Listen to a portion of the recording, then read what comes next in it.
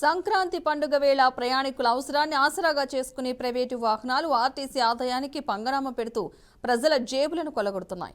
గ్రామాలకు వెళ్లే సామాన్య ప్రయాణికులపై ప్రైవేటు వాహనాల దోపిడీ పాల్పడుతున్నారు.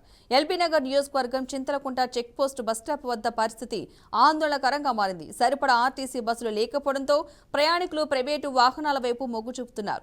ఈ అవకాశాన్ని ఆసరాగా చేసుకుని వాహన యజమానులు అడ్డుగోలుగా ఛార్జీలతో ప్రయాణికుల నుంచి భారీగా డబ్బులు వసూలు చేస్తున్నట్లు సమాచారం.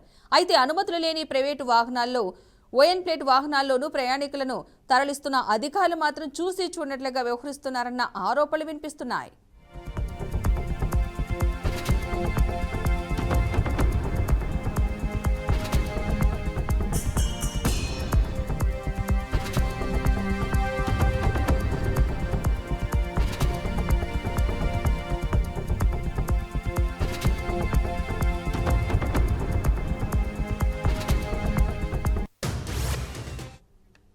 ఆ వాహనాలకు ఫిట్నెస్ ఉందా, ఇన్సూరెన్స్ ఉందా, ఏదైనా ప్రమాదం జరిగితే బాధ్యత ఎవరిది అన్న ప్రశ్నలు తలెత్తుతున్నాయి.